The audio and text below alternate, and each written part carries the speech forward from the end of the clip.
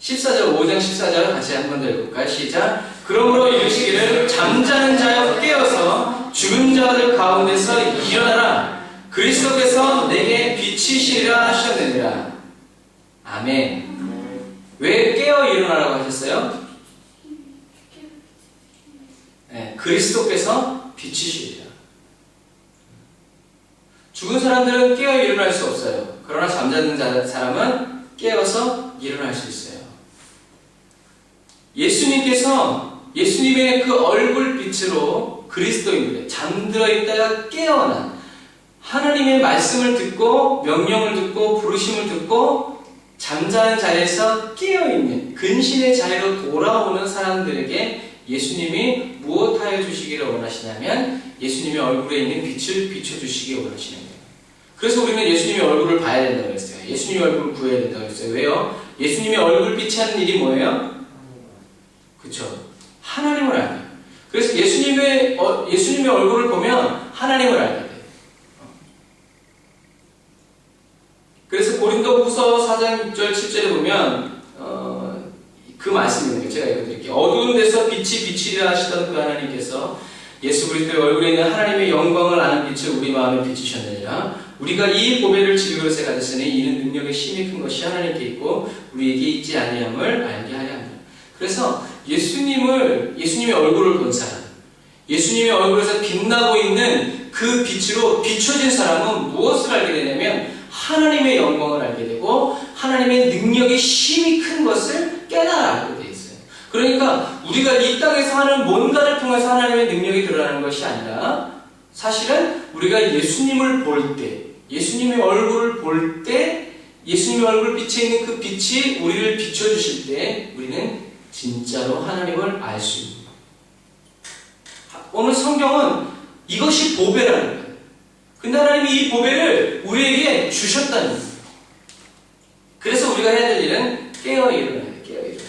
그래서 한 주를 시작하는 이 시간에 저와 여러분 모두가 게으르고 악한 종이 되지 않고 충성되고 부지런한 종이 돼야 돼요. 게으르고 악한 종은 어떤 종이 게으르고 악한 종일까요? 하나님 눈에 게으르고 악한 종은 어떤 종일까요? 게으름의 헬라어인 오크네로이라는 말은 어떤 말이냐면 늦장을 부리는 것, 일을 하지 않는 것인데 그 사람이 왜 늦장을 부리고 일을 하지 않냐면 염려와 근심에 빠져있기 때문이에요. 그러니까 망설이는 거예요. 그러니까 한 달란트 받은 중에 게으르고 악한 종이라는 이 사람은 일하는 것을 싫어해서 맨날 놀고 먹은 사람이 아니에요.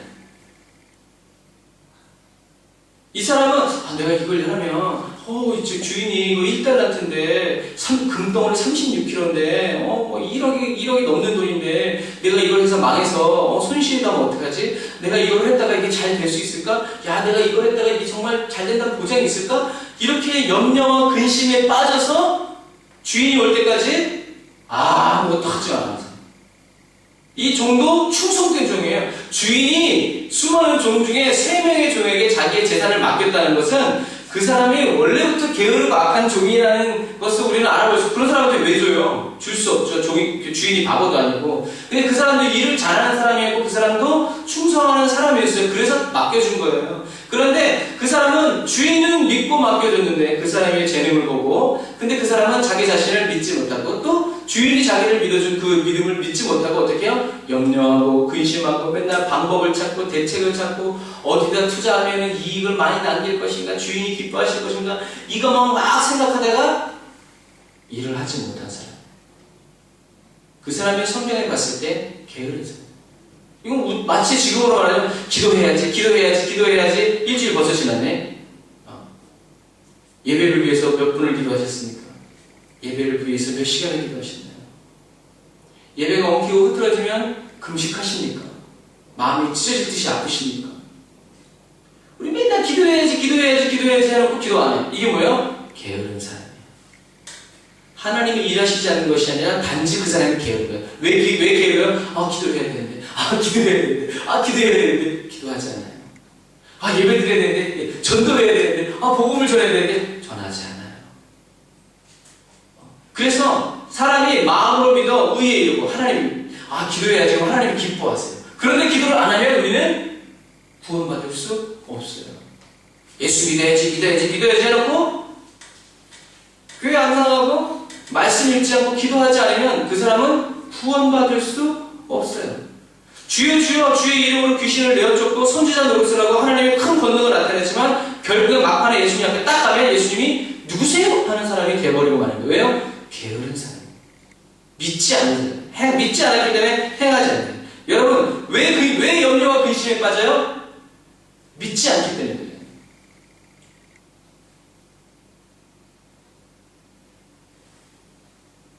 간단한 예로 우리가 밥을 먹으면 이게 소화될 줄 믿어요? 안 믿어요? 믿어요. 믿는다는 말도 안 해요. 이게 들어가면 소화가 되는 거니까. 근데 우리가 어떤 때는 무슨 음식을 먹으면서 이거 이상하다. 맛이 상했나? 그럼 어떻게 해요? 체해요.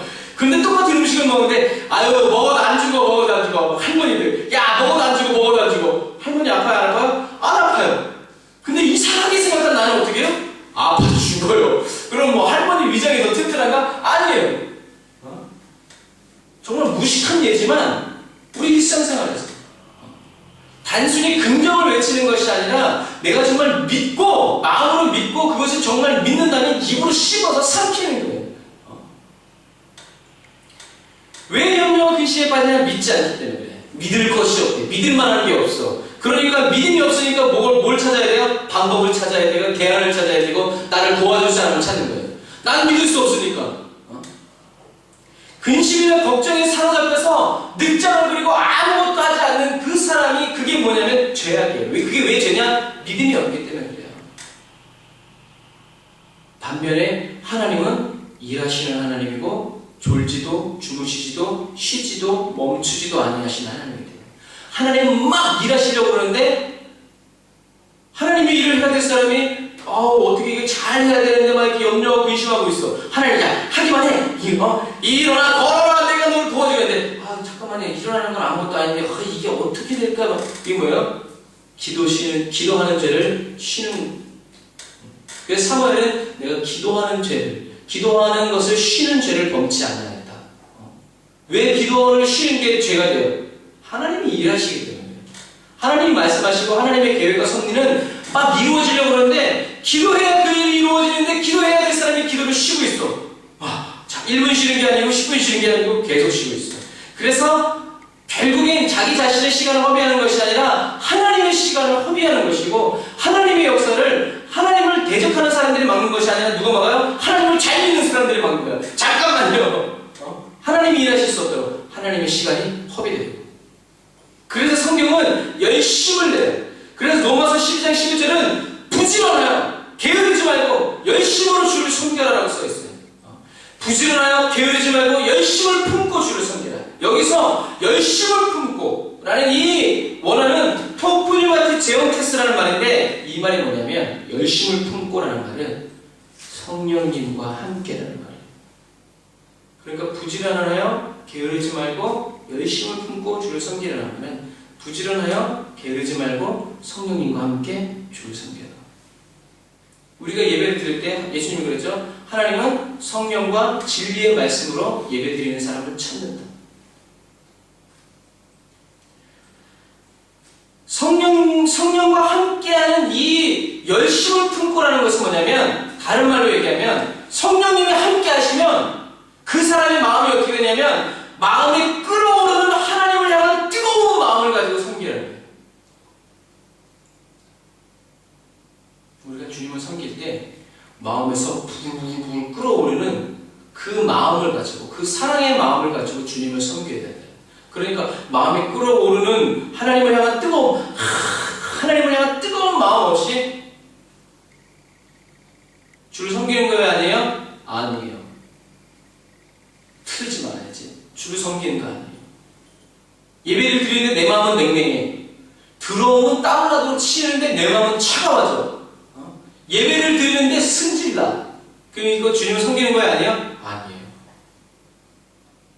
우리는 분명히 예배 드리고 있지만 주님을 섬기는 예배가 아니에요. 나 자신을 섬기는 했다 이거지. 자, 다시요. 게으름이라는 것은 뭐냐면 그냥 하지 않는 것이 아니라 행동이 늦은 것이 아니라 그 사람의 행동을 늦게 하고 그 사람이 뭔가를 하지 못하게 하는 그 원인이 있는데 그것이 바로 뭐냐면 염려와 근심이다. 염려와 근심이 왜 일어나냐? 믿지 못하고 믿지 않기 때문이고 믿을 게 없기 때문입니다. 그래서 확실한 뭔가가 내 눈에 내가 믿을 수 있는 확실한 뭔가가 올 때까지 아무것도 할 수 없는 그 상태가 바로 게으름의 상태다. 그러나 하나님 성령님과 함께 하나님을 향한 끓어오르는 마음이 있는 그 사람은 믿음으로 나아간다. 홍해도 가르고 그 사람이 나가면 여리고도 무너진다. 여리고가 무너지면 흔들흔들 노는데 빨리 가가지고 와! 하는 게 아니라 여전히 견고하고 여전히 아무 이상이 없지만 마음에서 끓어오르는 하나님을 향한 뜨거운 마음이 있을 때 하나님이 무너진다고 했으니까 저 된다 하고 가는 그 성령님과 함께하는 그 열심. 내가 단지 그냥 열심히 새벽부터 와서 1시간, 2시간, 3시간, 4시간 이것이 열심이 아니라 성령님이 함께 하시고 성령님이 함께 하시고 내 마음. 그래서 우리가 냄비를 가스레인지 위에 올려놓으면 그냥 걔가 막 끓어요? 안 끓어요. 걔가 끓어오려면 어떻게 해야 돼요? 불을 켜야 돼요. 뭔가 밑에서 켜져야 냄비에서 물이 끓든 뭐가 끓든 튀겨지든 말든 하는 거예요. 성령님이 우리에게 오시고 우리가 성령님과 연결되어져야 성령님으로부터 오는 그 뜨거움으로 주님을 섬길 수 있는 제사가 되고 예배가 됩니다. 이제 우리에게 정말 필요한 것은 연습이 아니라요. 기도. 성령님이 임하셔야 돼요. 우리가 계속 얘기하고 있어요. 우리는 이제 연습해서 예배드리는 수준을 넘어갔어요. 다른 사람들이 우리 보면 우와 감동 먹잖아요. 뭘 보고요? 우리의 실력을 보고. 그러나 사실은 어떻게 돼요? 우리와 함께 하시는 성령님의 그 타치가 그 사람들에게 있을 때 그 사람은 구원을 얻어요. 그런데 성령님이 함께 하시지 않는 예배에서 사람들이 와 잘한다고 감동을 먹으면요. 그 사람은 누구를 섬기는 거냐면 여러분을 섬기는 거예요. 나를 섬기게 되는 거예요. 그건 뭐예요? 내가 우상이 되는 거죠. 내가 신이 되고자 하는 의도를 우리가 가지고 있게 되는 것이라는 것을 우리는 명심해야 돼요. 우리는 그런 마음이 하나도 없는데도 터키 사람들이 와서 우리 예배 드리고 우와 잘하네 감동이야 여기까지밖에 못 온다고 하면 그렇다는 거야.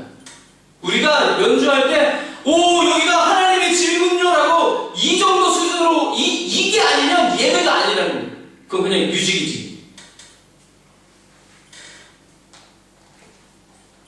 하나님이 우리에게 그러라고 그 달란트를 주신 게 아니에요. 우리는 근신해야 돼요. 깨어있어야 돼요.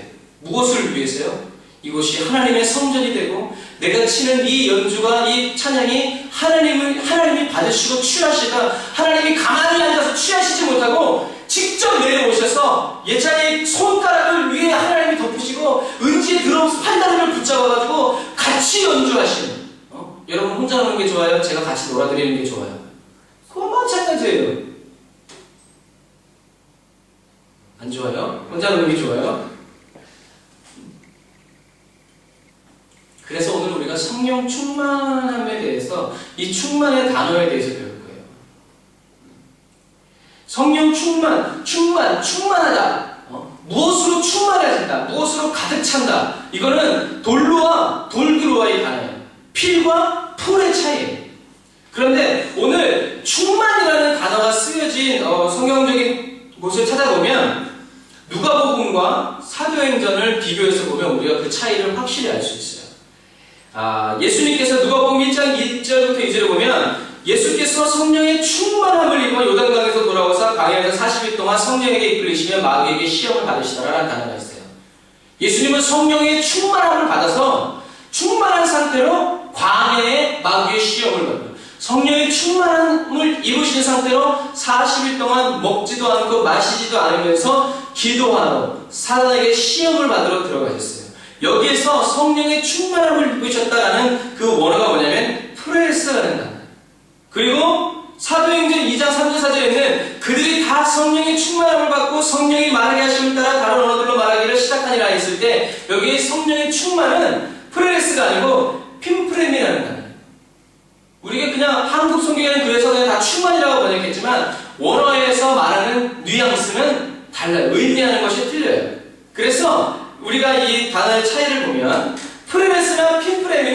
둘 다 충만하다, 가득 차다, 넘치다, 완전하다, 온전하다, 무겁다, 때가 이르렀다, 모자람이 없이 완전하다라는 의미를 가져요. 그래서 어떤 때는 우리가 성령 사역할 때 사람들이 쓰러지는 이유는 뭐예요? 피곤해서 쓰러지는 것이 아니라 성령의 충만, 무거운 하나님의 임재가 왔기 때문에 사람이 쓰러지는 거예요.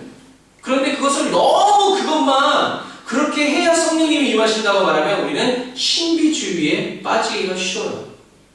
하나님의 일은 신비한 거예요.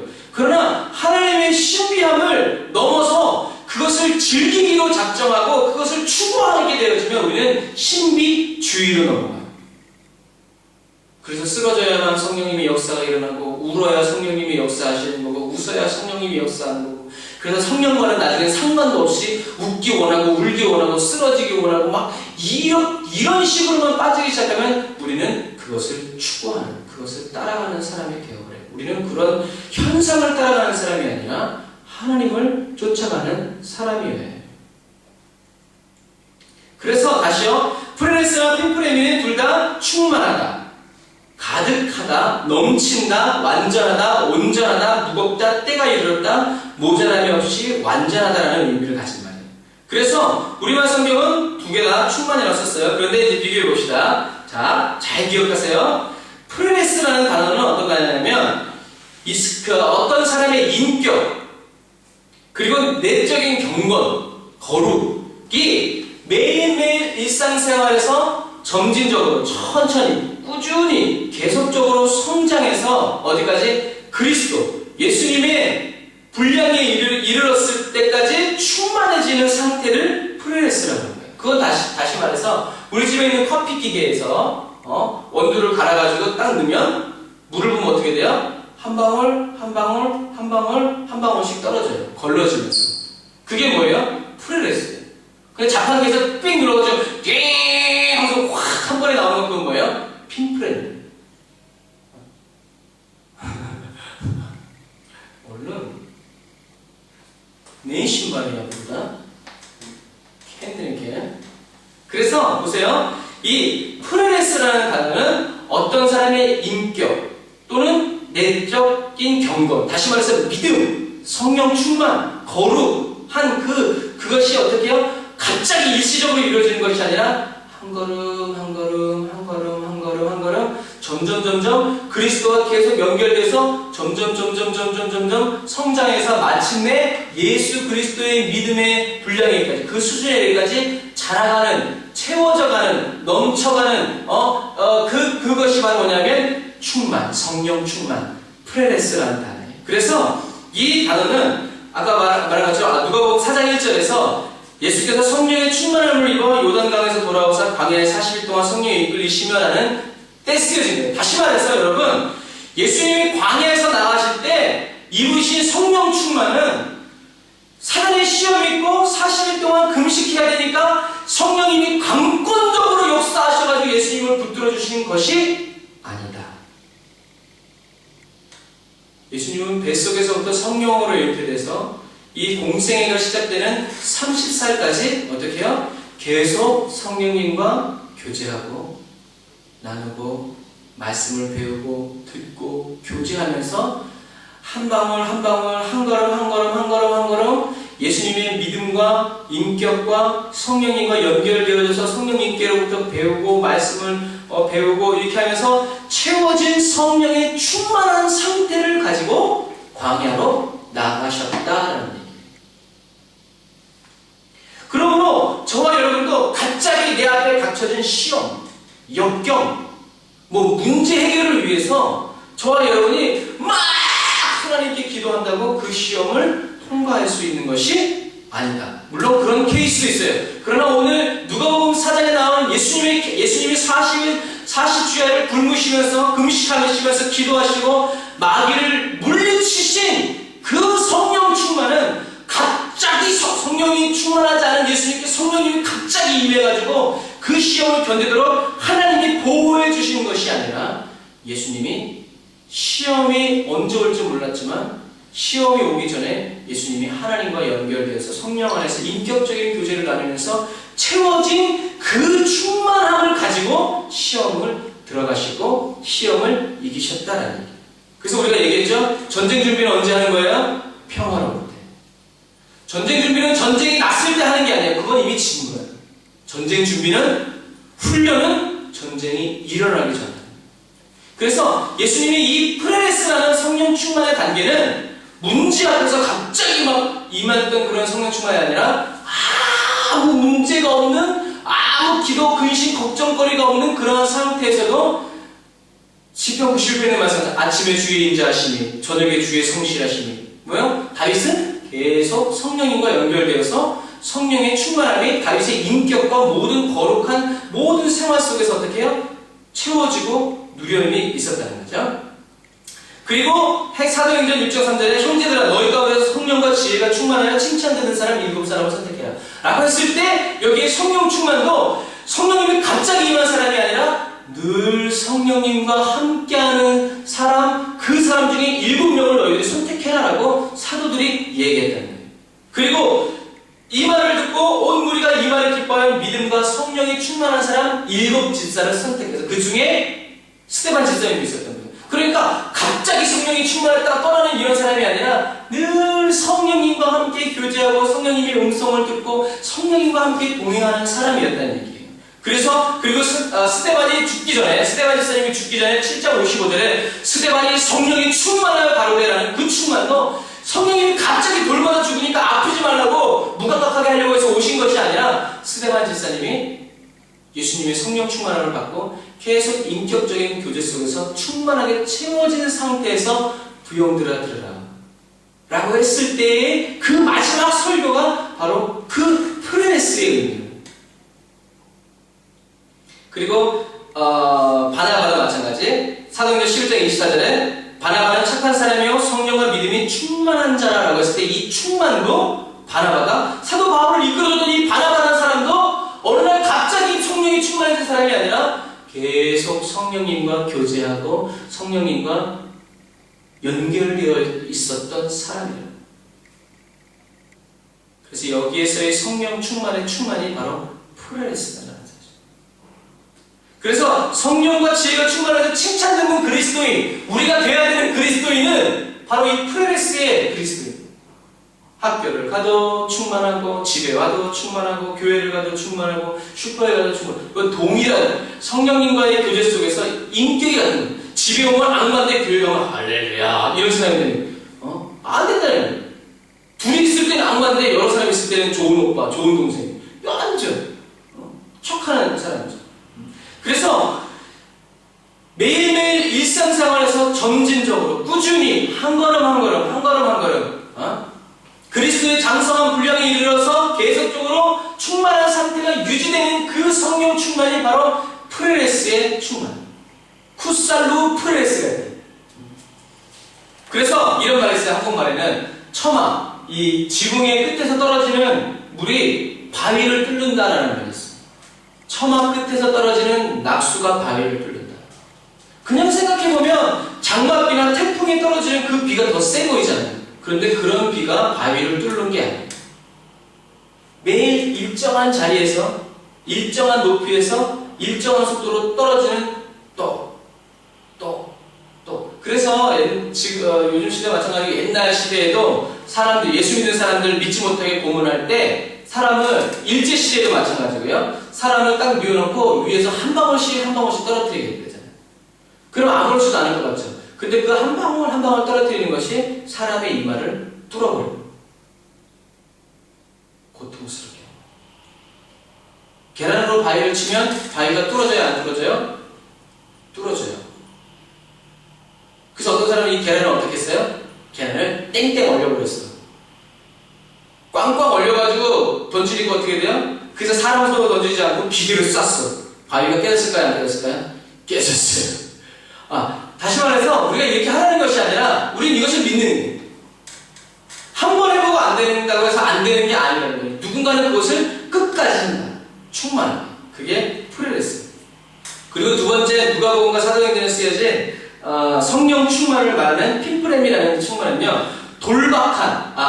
돌발적인 긴박한 위기 상황, 사람의 힘으로는 어찌할 수 없는 역경, 또 성령 하나님의 직접적인 간섭이 꼭 필요한 경우에 일어난 충만이에요. 그래서 이 단어가 어디서 했냐면 누가복음 1장 15절에 세례 요한이 모태로부터 성령의 충만함을 받아 썼을 때 이 충만. 그러니까 예수님은 성령으로 잉태된 거예요. 예수님은 처음부터. 그러나 세례 요한은 어떻게 해요? 성령으로 잉태된 것이 아니라 모태에서부터 성령님이 직접적으로 충만을 불어넣어 주십니다. 그리고 엘리사벳이 성령의 충만함을 입어 예언하여 가로되라고 했을 때 이 충만도, 그러니까 엘리사벳도 마찬가지고 사가랴도, 그 붙인 사가랴가 성령의 충만함을 입어 예언하여 가로되. 그래서 세례 요한의 부모도 이 사람들은 성령님과 점진적인 인격적인 교제가 있었다 없었다? 없었다. 세례 요한을 잉태했고 그 당시에 대제사장이었지만 성령님과 연결된 신앙생활을 한 그리스도인이 아니라 하나님이 필요에 따라서 강권적으로 나타나셔서 역사해서 성령 충만함을 부어주신 그런 케이스는 일시적이고 한시적인 성령의 임재 속에서 살아간 그리스도인이다. 그리고 사도행전 2장 4절에 저희가 다 성령의 충만함을 받고, 그러니까 사도행전 2장에 나오는 불의 혀같이 갈라지는 성령의 충만함은 그 사람들이 점진적인 예수님 안에 있는 그리스도의 사랑에 연결돼서 점진적으로 성장된, 채워진, 한 방울 한 방울 채워진 성령님의 충만함이 아니라 그때 갑자기 성령님이 강권적으로 임하시면서 받은 성령의 충만함. 그래서 4장 8절에서 베드로가 성령이 충만하여 가로되 백성의 관원들과 장로들아 띠띠띠 너희들이 십자가에 못 박아 죽인 예수가 바로 그리스도다. 5,000명 3,000명 돌아. 이때 이분 성령 충만도 성령님이 베드로에게 강권적으로 역사하셔가지고 그 말을 듣는 사람들에게 성령님이 역사하셨다. 그리고 또 예수님의 이름으로 복음을 전하지 말라고 장로들이 때린 다음에 돌아와서 하나님이 이렇게 하셨다고 얘기하니까 4장 31절에 빌기를 다함에 모인 곳이 진동하더니 무리가 다 성령 충만하여 하나님의 말씀을 전하니라 할 때 이 충만도 성령님이 강권적으로 그리스도인들의 심령 가운데 불어가셔서 하나님의 복음이 증거돼요. 그리고 사도행전 9절에서도 아나니아가 형제 바울에게 가로되 성령님이 너를 성령으로 충만케 하신다라고 할 때 이 충만도 사도 바울은 이때 사울은 예수님과 교제하는 사람이 아니었잖아요. 그러니까 성령이 충만히 인격적으로 잘할 수가 없잖아요. 그런데 성령님이 갑자기 강권적으로 임하셔서 사도 바울의 눈에 있던 비늘을 떨어뜨려 주시고 이제 눈을 열어 하나님을 보고 귀로 들어서 주님의 음성을 듣게 한대. 다 이 13장 9절도 마찬가지고. 그래서 여기서의 성령 충만의 충만은 헬라어 핀프레네. 성령님이 이례적으로 단시간적으로. 그래서 프레레스의 성령 충만은 점진적이고 느리고 어떤 때 좀 답답할 수도 있고 그런 것 같지만 핀프레의 충만은 다급하고 아주 그냥 다이나믹한 역동적인 활동적인 막 그냥 죽은 사람이 막 일어나고 막 이러한 부분에서의 충만이다. 하나님이 직접 개입해서 채워주시는 충만이다. 그래서 프레레스의 충만은 일상생활에서 점진적으로 이루어지는 성화, 사람이 변화된다. 마음이 바뀌고 생각이 바뀌고 행동이 바뀌고. 그래서 우리가 부르는 찬양 예수 닮기를 예수 보기를 날마다 오는 그게 프레레스의 충만. 그래서 핀프레미의 충만은 하나님의 절대 주권을 했어. 막 홍해가 갈라지고 막 이런 것이 뭐야? 핀프레미 성령의 역사. 삼순이 막. 그래서 구약시대 때는 성령님이 왔다 떠나가시고 왔다 떠나가시고 왔다 떠나가시고 왔다 떠나가시고 그랬어요. 그래서 오순절의 마가다락방, 그리고 다니엘 도상에서 사도 바울의 회심, 그리고 성 어거스틴처럼 아주 그냥 술 먹고 맨날 여자들이랑 그냥 섹스를 하나 돌아다니고 그냥 막 모든 나쁜 짓을 다 했던 어거스틴이라는 한 사람이 정원에서 바우체데키, 쿠살, 키타 오쿠에라, 뷰레 낮에와 같이 단정히 행하고 방탕하거나 술 취하지 말며 음란하거나 허색하지 말며 다투거나 시기하지 말고 오직 예수 그리스도를 옷 입고 정욕을 위하여 육신을 도모하지 말라. 이 말씀을 딱 읽는 순간에 이 어거스틴이 인생이 완전히 바뀌었어요. 거기서 성령님을 만나요. 이러한 회심이 바로 핀프레미의 충만이에요. 그리고 존 웨슬리 목사님, 한 시대 감리교를 창시하고 한 시대를 변화시킨 이 존 웨슬리 목사님도 마찬가지. 남들은 다 성령 충만 안 받는데 그냥 어떤 집회에서 성령님이 갑자기 임해가지고 주의 종이 된. 그러나 여러분 아까 우리가 말한 것처럼 프레레스의 성령 충만이든 핀프레미의 성령 충만이든 성경이 말씀하시는 성령 충만은 어떤 심리적인 기도하고 나면 마음이 시원해지고 한바탕 울고 나면 시원해지고 집에 가서 인생도 보니 갑자기 또 염려 보이시고 이런 것은 성령님이 성경이 말하는 핀프레스든 프레레스든 성령 충만이 아니다. 성령 충만은 감정적인 영역에서 머무는 게 아니에요. 믿음은 감정과 상관없어요. 늘 얘기하지만 믿음은 감정과 상관없다. 믿음이 없는 것 같이 느껴져도 속지 마라. 믿음이 막 넘치는 것 같아도 속지 마라. 그래서 예레미야 선지자는 말했어요. 만군의 여호와 이스라엘 하나님께서 너희에게 이같이 말한다. 너희 중에 있는 선지자들에게와 점쟁이에게 미혹되지 말고 너희가 꾼 꿈도 고지 듣고 믿지 말라. 하나님의 말씀, 성령이 우리에게 가르쳐 주신 것 외에는 남들이 뭐 전쟁이 일어난다 그러고 종말이 일어난다 그러고 뭐 내가 예수라고 말하고 속지 마라, 미혹되지 마라. 하나님은 이미 이런 부분에 대해서 미리 얘기해요. 그러나 너희들이 성령의 충만함을 받아라 얘기했어요. 성령의 충만함을 안 받으니까 미혹당하는 거고 성령의 충만함을 안 받기 때문에 성령님이 가르쳐 주시지 않으니까 우리가 속을 수밖에 없고 당할 수밖에 없다라는 얘기예요. 그래서 성령의 충만함을 입어라 라는 이 표현은 성령님께서 성령 충만을 받은 사람을 이끌어 주시고 인도해 주시고 가르쳐 주시고 지켜 주시는. 그래서 우리가 이런 말 하죠. 너희가 모든 일에 기도와 간구로 너희 구할 것을 감사함으로 하나님께 아뢰라. 그리하면 모든 지각에 모든 것을 알고 깨닫고 모든 것을 알고 있는 지각에 뛰어난 그리스도의 평강이 너희 마음과 생각을 어떻게 해요? 지키시는. 우리 스스로가 우리의 마음과 생각을 지키시는 것이 아니라 우리가 주님께 모든 것을 믿고 맡기고 주님 안으로 들어가면 하나님께서 예수님께서 우리의 모든 마음과 생각을 그리스도의 평강으로 지켜주시는. 그래서 염려하고 근심하지 않는 거예요. 그래서 이 데어라는 신학자는 헬라어 사전에서 이 충만이라는 말을 전체 마음을 점유하고 있는 상태라고 얘기했어요. 그러니까 성령님이 내 마음을 다 사로잡으세요. 이 컵에 물이 채워져 있으면 부으면 뭐가 나와요? 물이 나와요. 그것도 똑같아요. 내 마음에 성령님으로 가득 차 있기 때문에 내가 말을 하든 생각을 하든 무엇을 하든 뭐가 흘러나와요? 성령님의 말씀, 성령님의 지도, 성령님의 마음이 흘러나와요.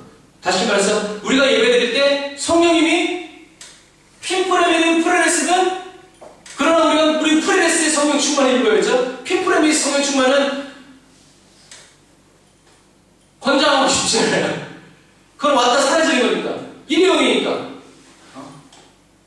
그러나 그것도 필요하죠. 성령님께서 역사하실 때. 그러나 우리 예배자한테 필요한 성령 충만은 프레레스죠. 일주일 동안 기도해서 예배 때 모든 것을 쏟아지고 열려져야 돼. 이런 부분들처럼 그래서 모든 지각에 뛰어난 그리스도께서 저와 여러분의 마음과 생각을 지켜주시는 은혜가 넘치시기를 주님의 이름으로 축복합니다. 성령님께서 저와 여러분의 마음과 생각뿐만 아니라 삶과 생활도 이끄시고 우리의 건반도 드럼도 기타도 한 마음으로 묶어서 하나님께서 하나님을 위해서 이끌어주시고 가르쳐주시고 인도해주시는 삶이 되시기를 주님의 이름으로 축복합니다. 그래서 오늘 본문 에베소서 5장 18절에 사도 바울 선생님 저와 여러분에게 성령의 충만함을 받아라는 얘기입니다. 프레레스의 충만으로 가고 핀프레미의 충만이 임할 수 있도록 너희들이 기도하고 애를 쓰라는 얘기죠. 그래서 저와 여러분이 방탕하게 살지 않으려면 마음껏 내 마음대로 죄를 짓지 않으면서 거룩한 삶을 살기 위해서는 길은 하나예요. 성령 충만. 하나님의 길은 성령님이 아닌 것처럼 우리가 볼 수도 없고 들을 수도 없고 만질 수도 없고 생각해서 깨달아 알 수도 없게 되는 성령 충만이 유지가 돼야 돼. 계속 채워져야 돼. 성령께서 다스려 주셔야 되고 지켜주셔야 되고 함께 해주셔야 돼요. 왜냐하면 거룩한 삶은 성령 충만한 삶은 우리가 뭔가를 힘쓰고 애를 쓴다고 해서 사라질 수 있는 삶이 아니기 때문에 우리 이것을 명확하게 인정해야 돼요. 내 힘으로서는 하나님께로 갈 수 없어요. 내 힘으로는 거룩하게 살 수 없어요. 제가 얘기하잖아요. 저 목소리가 좋아요. 노래방 가서 노래하면요, 두 곡 가면 목이 탁 가요.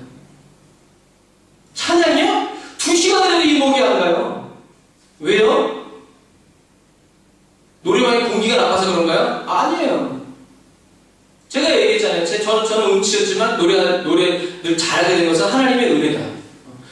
하나님이 붙잡아 주시고 하나님이 충만한 상태에서 하나님이 이끌어 주시는 상태에서 찬양할 때는 괜찮아요. 하나님이 지켜주니까. 그걸 누가 제일 잘 알아요? 제가 제일 잘 알아요. 그래서 내가 내 자랑을 할 수 없는 거예요. 왜요? 내 능력이 아니기 때문에 그래요. 이것이 하나님과 저 사이는 명확해요. 그래서 사람들이 우리 노래 잘해 뭐 어쩌고 저쩌고 해도 제 마음은 교만해지지 않아요. 나의 나된 것이 누구의 은혜인지 알고 있기 때문에. 그러나 이것을 잊어버리는 순간 가수 된다고 나가겠죠. 그리고 망하겠죠. 물론 이제 신앙마다 틀려요. 어떤 신앙은 성령 충만은 우리도 옛날에 얘기했던 것처럼 술 취하면 술의 인격이 나오고 성령에 취하면 성령님의 인격이 나온다. 이 말도 맞아요. 그런데 이 말은 절대 진리는 아니에요. 하나님이 우리를 지배하고 다스리시기 위해서 제가 부모가 자녀들을 빨래시키고 설거지시키고 공짜로 막 일시키기 위해서 세상에 태어나게 하나요? 아니에요. 사랑해주고 사랑받게 하고 왜 그런 의미심장한 미소를 짓죠? 그러기 위해서 사랑하는 거예요. 하나님도 마찬가지예요. 저와 여러분의 의견을 완전히 무시하고 하나님의 뜻대로 이끌어 가시는 분이 아니시라는 거예요. 그래서 우리가 성령에 충만하다라는 것은 우리가 요즘에 지금 계속 하나님이 우리에게 말씀해 주시고 계십니다. 그래서 영생이 뭐라고 그랬어요? 썩을 양식을 위해서 일하지 말고 영생하도록 있는 양식을 위해서 일하라의 의미가 뭐라고 그랬어요? 계속 제가 카스에서 보내드리는 글들을 보신 분들은 아실 거예요. 이거 영생하도록 있는 양식을 위해서 일하라. 그의 원어의 의미가 뭐라고 했어요?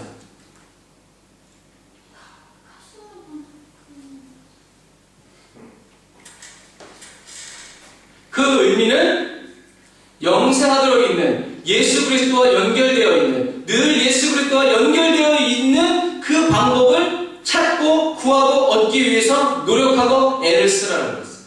그 의미라고 했어요.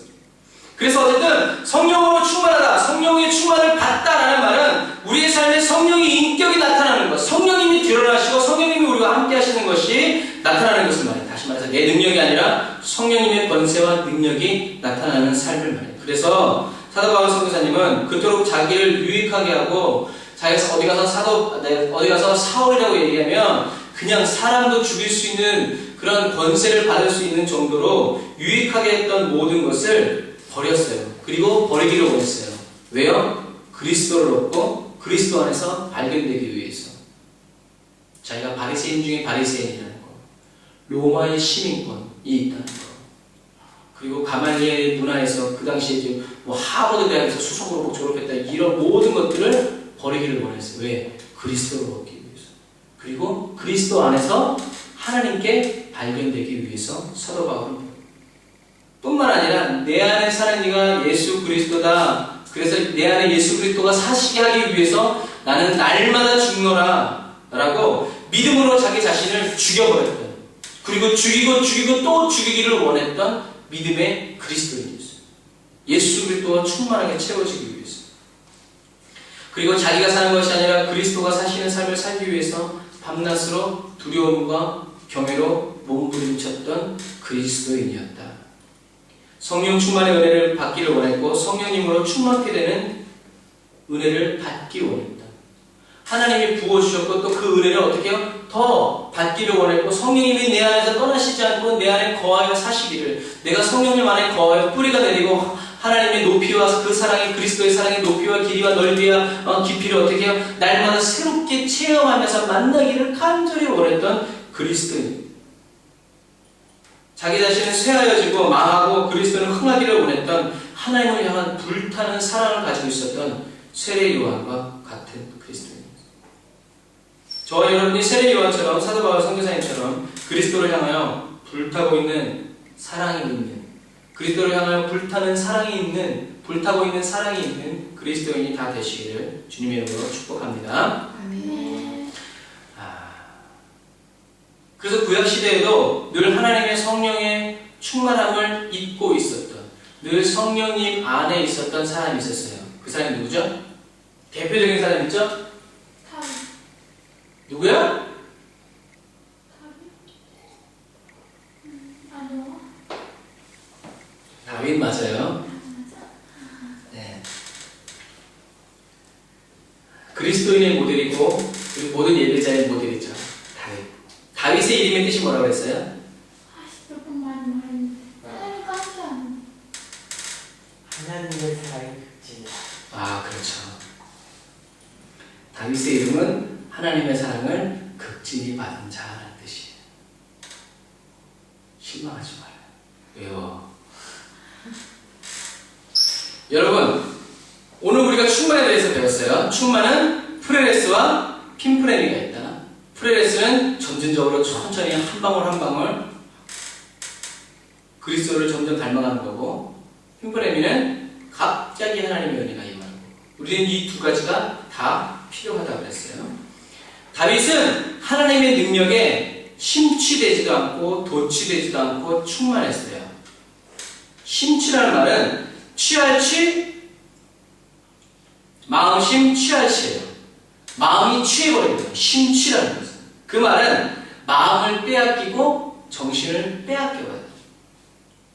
도취라는 말은 질그릇도에 취할 취예요. 그래서 술이 거하게 취하거나 어떤 것에 마음을 쏠려서 취하게 된 거. 성경책이 떨어지면 우리는 어떻게 해요? 에이씨, 다시 주소.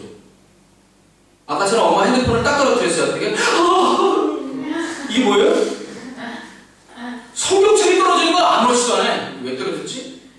근데 핸드폰이 떨어지면 어떻게 해요? 마음이 애통하고 마음이 찢어질 듯이 아프고 어디 깨졌나 막 살피고. 이게 뭐예요? 핸드폰에 심취가 되고 도취가 돼요.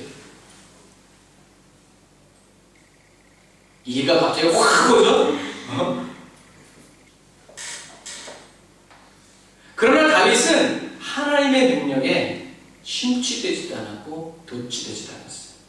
성령 충만함을 누리는, 성령의 충만한 은혜를 누리는 그리스도인이었어요. 이 말을 다시 말해서 다윗이 하나님의 능력과 권능에 휩싸여서 마음을 빼앗겨서 사자와 곰을 잡으러 다니는 사냥꾼이 되지 않았다는 얘기예요. 나 같으면 됐을 것 같아요. 소년들, 아니 양 한 마리 치는 게 나, 사자 껍데기 가지고 곰 껍데기 파는 게 나. 어떤 데도 이문이 많이 남아. 아마 그 동네에 사자하고 곰이나 늑대나 여우는 다윗이 다 잡으러 다녔을 거야. 나 같으면. 왜? 가면 뭐 사자와 곰 수염을 잡고 때리는데 양만 건져오겠어? 죽이려고 하면 죽였지. 다윗은 그러한 하나님의 능력에 마음을 빼앗기지 않고 하나님께만 마음을 빼앗겨요. 하나님의 능력이 자기의 능력인 것처럼 착각에 빠지지도 않았고요. 하나님의 선한 목자이고 자기는 어린 양인 그 관계가 바뀌지도 않았어요. 다시 말해서 주객이 전도됐다는 말이에요. 하나님이 1등이고 다윗이 두 번째인데 갑자기 다윗이 하나님 오늘 곰 잡으러 한 3마리 잡을 테니까 하나님 그때 좀 도와주세요. 이건 뭐야? 다윗이 하나님을 이용하기 시작한, 활용하기 시작하는. 하나님의 사랑을 담보로 무엇인가를 요구하지 않고 자기가 사랑받고 있음에 무한한 감사, 하나님이 자기를 선택하시고 자기를 불러주신 것에 대해서 계속 변함없이 새롭게 감사함을 품은 순수한 그리스도인이었다. 누가? 다윗은 일생에 단 한 번 밧세바를 보고 범죄했고, 그리고 선지자를 통해서 자기가 하나님께 범죄함을 깨달았을 때도 죄가 없는 척, 하나님이 함께 하시는 척 하지 않고 자기의 죄가 만천하에 까발려졌을 때 다윗은 자기의 왕좌에서 바로 내려가서 성전 가서 무릎을 꿇었어요. 주여 제가 죄. 나중에 선지자 나단이 말하기를 다윗의 말이 끝나기도 전에 하나님이 다윗의 죄를 어떻게 해요? 용서하셨다고 되어 있어요. 이미 다윗은 왕좌에서 내려와서 성전 갔을 때 이미 다윗의 마음은 다 깨졌어요. 그리고 하나님 앞에 엎드려서 주님 제가 죄를 졌습니다 라고 고백하기 이전에 하나님은 이미 다윗의 마음을 어떻게 해요? 다 파시죠. 제가 저런 마음 갖고 품고 갔다가 하나님 그럴 수도 있잖아요 라고 말할 사람이 아니라는 것을 알았어요. 왜요? 다윗은 하나님과 프로레스의 인격적인 관계 속에 있는 사람이었기 때문에 다윗의 마음을 하나님이 다 알았고 하나님의 마음을 다윗이 다 알았어요. 다윗은 하나님의 온전한 하나님의 마음, 하나님의 사랑에 연결되어 있는 그리스도인이었어요. 하나님만을 원한 그리스도인이었어요. 영생의 양식이신 예수 그리스도께 지속적으로 연결되어 있기를 힘쓰고 애를 쓴 다윗. 사랑하는 형제자매 여러분, 저와 여러분이 예수님을 사랑하는 이유가 예수님을 믿고 사랑하기 때문입니까? 아니면 예수님처럼 예수님이 가지고 있었던 능력 때문입니다. 내가 정말 예수님을 사랑하는 이유가 죽은 자를 살리고 막 이러한 다이나믹한 역사를 일으켰던 예수님의 능력 때문에 예수님을 사랑하는 건지, 그거 나도 그렇게 살기 위해서, 아니면 무기력하게 그냥 십자가에 못 박혀 죽은데도 불구하고 예수님이 날 사랑하시는 그 사랑 때문에 내가 예수님을 사랑하는지. 그래서 우리가 예전에 얘기했죠. 당신을 사랑합니다. 당신이 필요로 하기 때문입니다. 또 당신을 필요로 합니다. 당신을 사랑하기 때문입니다. 두 가지 중에 어느 것이 더 좋은가에 대해서 우리가 나눴어요. 그때 저는 생각했어요. 목동 다윗이 하나님을 사랑한 이유가 뭘까? 다윗이 왜 하나님을 사랑했을까요?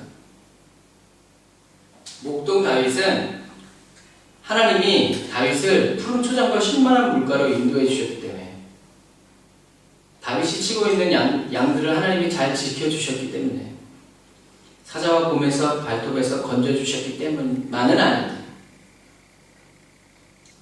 이러한 유익함과 유용함 때문에 하나님을 믿는 척, 그리고 믿으려고 했던 사람은 다윗이 아니라 누구였어요? 사울 왕이었어요. 하나님을 믿음으로, 하나님께 사랑받음으로 따라오는 그 유익 때문에. 그러니까 하나님을 본 것이 아니라 하나님의 배후를 본 거죠. 배경을 본 거죠. 사울 왕은 왜 그랬을까요? 왕의 역할을 하고 왕의 사역을 계속 이어가기 위해서는 무엇이 필요하다고 생각했냐면 능력이 필요하다고 생각했기 때문에, 다른 사람과는 다른 무언가가 나에게 있어야 된다고 생각했기 때문에 그래요. 사울 왕의 절박함도 이해가 안 되는 것은 아니지만 그것은 하나님의 마음에 맞지 않았어요. 하나님의 왕을 세우신 것은 백성들에게 하나님을 단절시키기 위한 왕이 필요한 것이 아니라 백성들을 하나님께로 이끌어 가야 할 왕이 필요해요. 하나님의 마음, 하나님의 왕되심을 아는 왕이 필요했다는 거죠. 그래서 여러분, 하나님이 맡겨주신, 저와 여러분에게 맡겨주신 일을 잘 해야 하는 것도 맞아요. 피아노 잘 쳐야 되고, 드럼 잘 쳐야 되고, 저도 설교를 잘해야 되고, 기타를 잘 쳐야 돼요. 그러나 하나님이 어제나 오늘이나 내일도 동일하게 찾으시는 사람은 일 잘하는 사람이 아니라 하나님의 마음에 합한 사람, 하나님의 마음을 아는 사람, 하나님과 마음을 나눌 수 있고 함께 울고 함께 웃을 수 있는 친구를 찾으시는 거예요. 다시 말해서 제가 맨날 엄마를 두들겨 패고 예찬이 형제를 두들겨 패면서 돈은 잘 줘. 돈은 막 팡팡 줘. 막 사달라고 다 줘. 막 다 줘. 다. 그런 아빠가 좋은가 봐요. 그런 아빠랑 같이 있고 싶어요? 나는 싫어요. 사준다고 그래놓고 10년이 지나도 안 사줘. 그래도 마음이 맞고 같이 있으면 즐거운 사람, 그런 남편이 좋아요, 안 좋아요? 좋아요. 망설이고 있어요. 마찬가지예요. 맞아요. 기억하세요. 일을 잘하는 사람이 하나님께 필요한 것이 아니라 하나님에게는 능력자가 필요한 게 아니에요. 왜냐하면 하나님은 우리가 이제 중국 예배자에게 배우겠지만 하나님은 자족하시는 분이에요. 아무도 안 도와줘도 하나님은 하나님만으로 즐거워.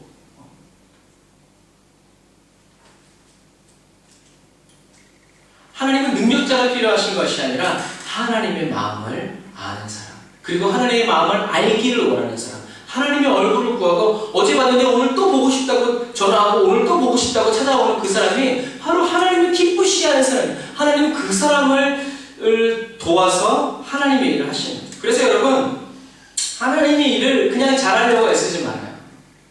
저와 여러분은 하나님의 일을 잘할 수가 없어요. 저와 여러분이 힘쓰고 애써야 될 부분은 성령 충만함을 받고 성령 충만함을 입기 위해서. 그래서 아까 말한 것처럼 부지런히 성령님과 함께, 성령님이 함께 하시면 어떠냐? 하나님을 향한 끌어오르는 마음이 끌어오르는 게 있단 말이에요. 이 마음이 끌어오르는 그것을 가지고 하나님을 섬기기 위해서 우리는 힘쓰고 애를 써요. 그러한 프레스의 삶을 위해서 매일매일 성경을 읽는 거고, 매일매일 하나님께 엎드리고, 매일매일 하나님께 예배드리고. 엊그저께 얘기했죠? 168시간 중에 1시간만 예배드리는 사람이 아니라 168시간 중에 168시간을 다 예배드리는 사람이 되고, 만 80분 중에 60분, 120분만을 예배드리는 사람이 아니라 만 80분 중에 만 80분을 하나님이 와서 예배를 받으시고 취하시고 즐거워하시는 사람이 그런 예배자가 되어야 한다. 그래서 목동 다윗이 하나님을 사랑한 이유는, 하나님과 사랑에 빠진 이유는 터키 성경에 여기서 있어요. 라 초바는드 에싱 올맛. 무슨 말이에요? 다시 말해봐. 그러려고 그러죠. 부족하면 왜? 목자. 예수님은 목자이시다. 부족한 점은 없다. 맞아요. 직역이죠. 성경 말로 하면 뭐예요? 여호와는 나의 목자시니 부족함이 없다. 야 사슴 베임자는 쓰냐? 야 말을 비슷한데 똑같지 않죠? 말하려고 했지만 말 안 했잖아요. 여호와는 나의 목자시니 내게 부족함이 없습니다. 에스임 올마스. 부족함이 있을 수가 없다는 거예요. 이거는 과거가 아니고 현재도 아니고 미래예요. 미래. 내가 앞으로 10년을 살든 100년을 살든 여호와는 나의 목자이시기 때문에 나는 부족함이 있을 수가 없다. 있다. 그래 못 먹고 못 입고 춥고 헐벗고 배고플 수 있지만 그러나 부족함은 없다. 이 말이 깨달아지기를 주님의 축복합니다. 다윗이 하나님을 사랑한 이유, 다윗이 하나님과 사랑에 빠진 이유는 하나님이 다윗의 목자가 되어주셨기 때문에 그래요. 하나님이 다윗을 하나님의 양으로 삼아주셨기 때문에 그래요. 하나님이 다윗의 목자이기 때문에 부족함은 있을 수 없고 불가능. 왜요? 아까 우리가 어제 얘기했죠? 다윗은 엘로힘의 하나님, 엘샤다이 하나님, 여호와 이레의 하나님을 만난 것도 모자라서 여호와 로이의 하나님으로 만났어요. 하나님은 전지전능하시고 위대하시고 부족함이 없으시고 모든 것을 완벽히 채워주시고 모든 것을 미리 보시는 분이긴데, 근데 그분이 나의 목자시다. 내가 그분을 원한 것이 아니라 그분이 나를 먼저 사랑했다. 이게 어떻게 나의 평생의 은혜가 아닐 수 있는가? 가족에게 왕따 당하고 취급도 받지 못하고 정말 병실 취급받고 있는데 그런 하나님은 나를 찾아오셔서 내 눈에 잘나 보이는 형들 빼고 자기에게 기름을 부어서 왕으로 삼으시다. 이런 감격과 이것이 다윗이 말한 뭐예요? 이것이 다윗이 말한 구원이라는 거예요. 영원 구원은 둘째치고 하나님이 나를 구원하셨다. 이 감격이 날마다 체험하면서 만난다. 우리는 지금 잘 생각이 안 되지만 하나님이 다윗을 하나님의 양으로 삼아주시고 하나님이 목자 되어주신 사실이 그렇게 감격스러운.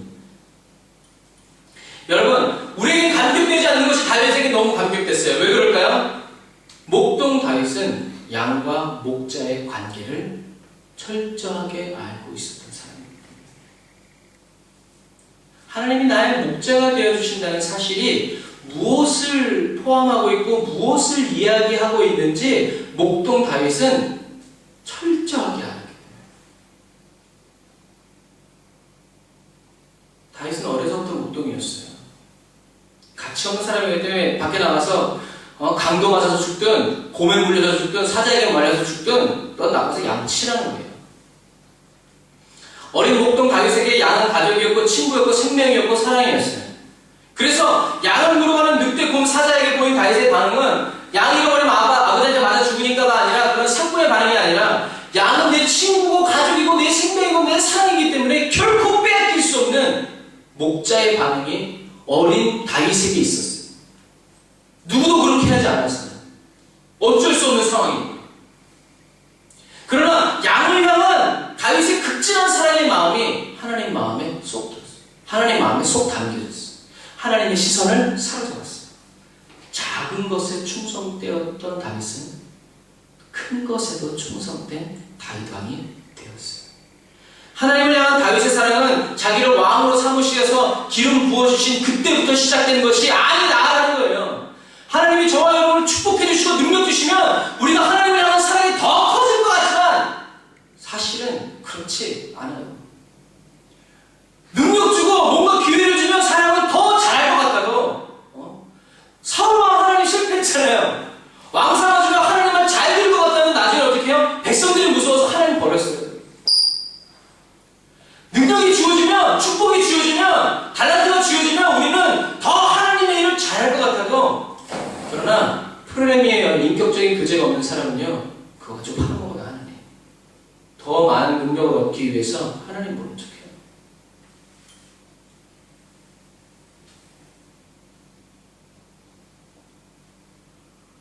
자신을 왕으로 삼으시겠다고 말씀하시면서 기름 부어주실 때부터 다윗은 하나님을 사랑한 것이 아니라 하나님은 이미 사무엘이 다윗에게 기름을 붓기 이전부터 다윗을 선택하셔서 사랑하셨어요.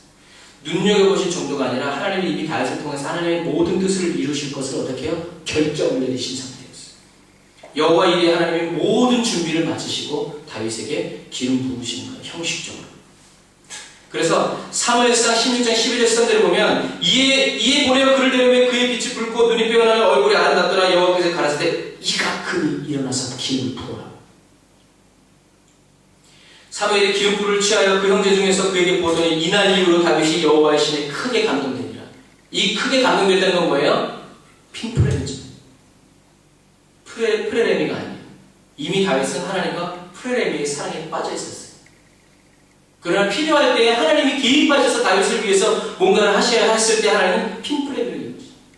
그러나 그것이 프레레미에 영향을 주진 않아요. 사도행전 13장 21절에 그 후에 저희가 왕을 구하기로 하나님이 베냐민 집파 기스의 아들 사울을 40년간 주셨다고 배하시고 다윗을 왕으로 세우시고 증거하여 가서 다윗을 왕으로 세우시고 하나님이 말씀하시는 뭐라고 하시면 내가 이새의 아들 다윗을 만나니 내 마음에 합한 사람이라 내 뜻을 다 이루게 하리라 하시더니 근데 여러분 재밌는 사실은요. 사도행전 13장 21절에 하나님이 내가 이새의 아들 다윗을 만나니에 이 만나니 휴론이라는 단어예요. 이 휴론이라는 단어는 어떤 단어냐면 그냥 오다 가다가 만난 게 아니에요. 이 휴론이라는 단어는 어떤 말이냐면 내가 발견했다는 뜻이에요. 이 말은 우리 한국 사람들에게는 신받다와 일맥상통한 말이에요. 신받다가 무슨 말이에요? 기적이다. 또 예찬 19개월을 더 산 예찬 신받다. 신만이가 뭔지 알아요? 신만이? 신만이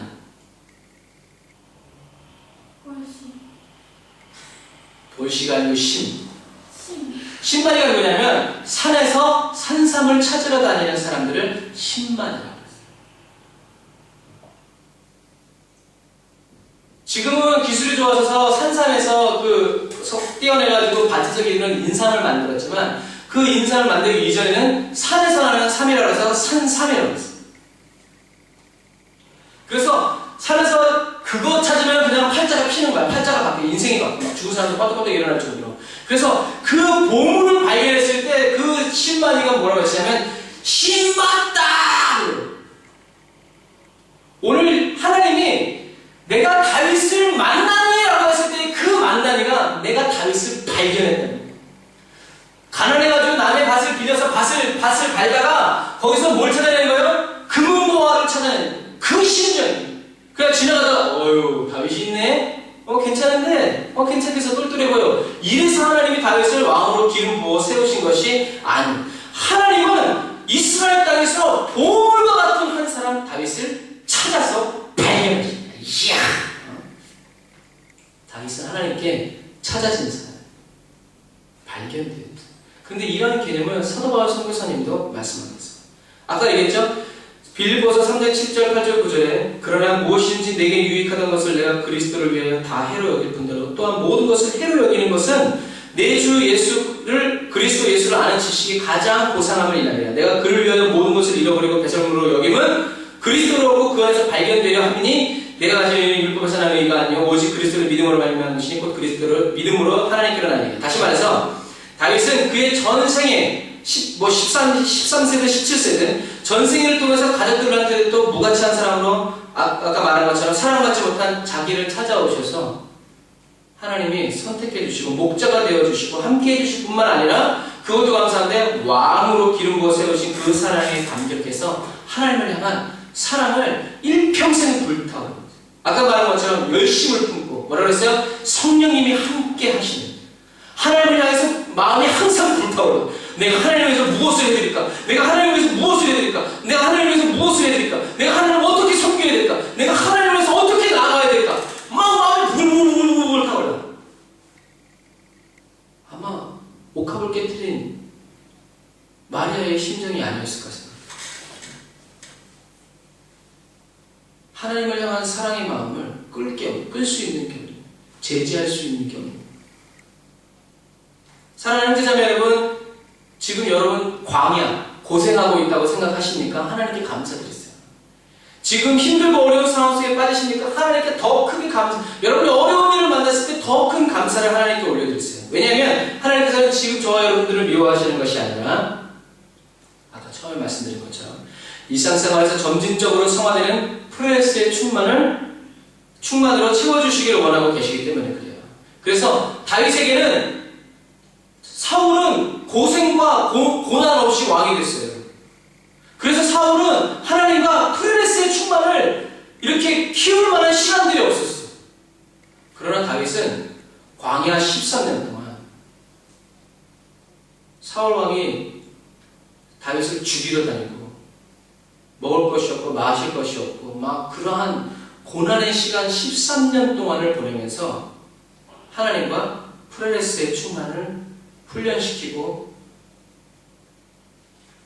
싸울 수 있는 하나님의 사랑, 성령님이 보여질 수 있는 그런 시간들을 보냈어요. 다윗은 14년 동안 하나님을 원망하면서 불평한 적이 없어요.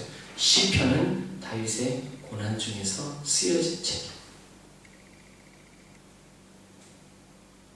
불같은 시험 속에서도 하나님을 향한 사랑이 꺼지지 않았던 다윗은요, 왕국이 아닌 제국을 이루었을 때에도 하나님을 향한 사랑이 꺼지지 않았어요. 전쟁 속에 키워진 사랑은 평화 속에서 꺼지지 않았다. 전쟁 속에서 키워진 전쟁 속에서 있었던 하나님과의 불같은 열심을 품고 주를 섬겼던 다윗은 평화로운 때에도 그 불이 꺼지지 않았다는 얘기예요. 왜요? 프레스의 시간이 있었기 때문에.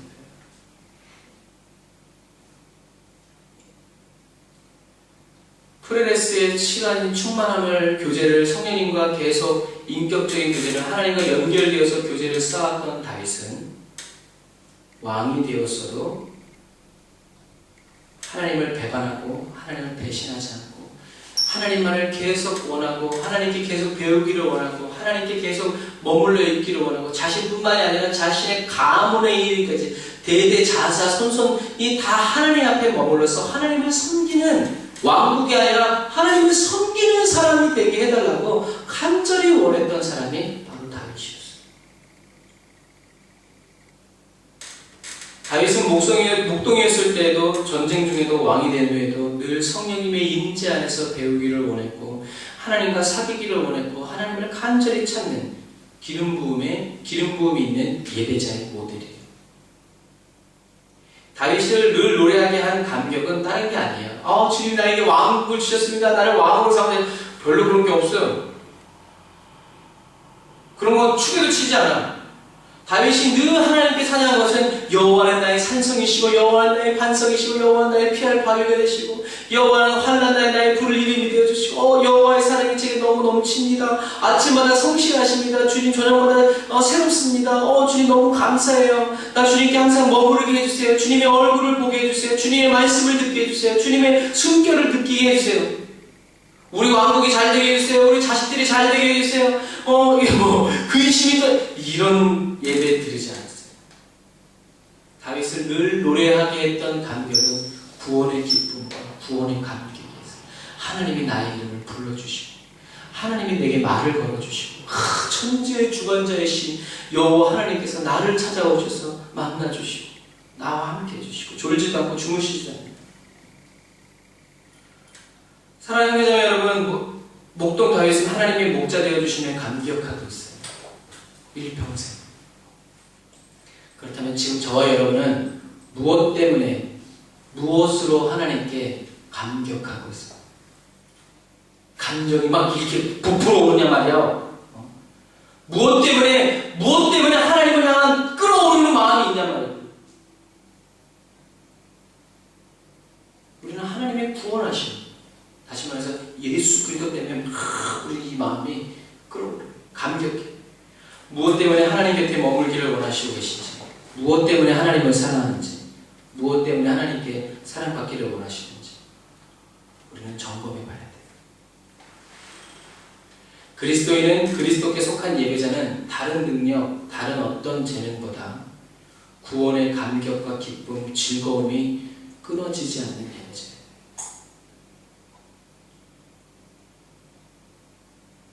구원의 감격이 늘 새로워지고 회복되어지고 회복시켜주는 예배자예요. 구원의 감격 속에서 울고 웃고 회복되고 또 아까 말한 좀 전에 말한 것처럼 회복시켜주는 사람. 그 돈 문제 때문에 왔다가 주님이 나를 구원하셨구나. 주님이 내 영혼을 구원하셨는데 내 삶에 하나님께서 행하시지 못할 일이 무엇이 있는가? 라고 다시 하나님 앞에서 구원의 감격이 회복되어져서 뛰쳐나가게 하는 그런 예배자가 되어야 돼요. 나한테 없는 걸 줄 수 있어요? 없어요. 우리는 예배자는 나한테 있는 것만 줄 수 있어요. 베드로가 그랬잖아요. 금과 은은 내게 없거니와 내게 있는 것을 내게 주느니 예수 그리스도 이름을 이루라 걸으라. 예수의 이름을 준 거예요. 그러니 우리에게 나는 예수의 이름을 얻지만 금과 은은 있다. 이거 완전히 역행하는 거죠. 예수의 이름을 얻는데 돈은 있어. 이거 뭐예요? 저와 여러분이 이러한 예배자 되시기를 주님의 이름으로 축복합니다. 우리에게 프레데스, 핀프렘이 2개 됐어요. 그러나 우리에게 지금 주님께서 계속 주시는 것처럼 우리가 성령의 임재 안에서 지속적으로 연결되어서 하나님께 배우고 그 사랑을 맛보지 않으면 우리는 그리스도께 연결된 가지가 아니다. 그래서 우리는 더 힘쓰고 애를 써야 된다. 열매 맺기 위해서가 아니라 우리 에너지를 열매 맺기 위해서가 아니라 뭔가 보여지고 나타나고 이것이 아니라 보이지 않고 나타나지지 않아도 예수 그리스도를 붙잡는 이 일에 우리가 더 힘쓰고 애를 쓸 때 프레레스가 임하고 프레레스가 우리한테 흘러들어와요. 프레레스가 은혜가 그래 우리에게 핀프렘이 열매가 맺어진다는 것을 저와 여러분이 꼭 기억하시고 구원의 감격 내게도 주십시오. 그리고 그 구원의 감격 속에서 날마다 제가 살아갈 수 있도록 주님이 구원하여 주신 그 한 가지 때문에 일평생 나중에는요 주님이 우리를 구원해 주셨다는 그 감격 속에서 영원히 노래해야 돼요. 주님이 나를 뭐 이렇게 백만장자가 되게 해주셨습니다. 이거 가지고 천국에 가서 찬양할 제목이 아니에요. 제목이 천국에 가서 우리가 부를 모든 노래의 주제는 딱 하나. 주 나를 구원했으니 어찌 잠잠하리. 나를 구원하신 예수님. 이거밖에 없어요. 그러니 우리의 구원의 감격이 없으면 천국 가서 천국 가지 말아야 돼. 거기가 지옥이야. 그러나 구원의 감격이 있는 사람은 천국 가면 성령님이 계시니 어떻게 해? 계속 끌어오르겠지. 구원의 감격이. 여기서도 안 끌어오르는 게 거기서 끌어오르냐? 그럴 수 없다. 구원의 감격이 회복되고 회복시켜주시는, 회복시키실 수 있는 저와 여러분 되시기를 주님으로 축복합니다. 기도합시다. 우리를 향하신 주님의 사랑을 끊을 수 없게 하신 주님 감사합니다. 우리가 주님을 포기하지 않고 주님께로 계속해서 나아갑니다. 성령님 이 시간 저희들의 예배를 받아주시고 또 저희들에게 말씀하여 주시고 깨우쳐 주시니 감사합니다. 우리가 마음으로 믿어 의에 이르고 또 행함으로 말미암아 구원을 얻는, 구원을 이루는, 구원의 역사를 나타내는 하나님 살아있는 그리스도인으로서 이 땅 위에서 뿌리 뻗어 나아갈 수 있도록 주님 도와주옵소서. 주님이 한 주간 동안 저희들에게 또 아버지 힘주시고 은혜주셔서 감사합니다.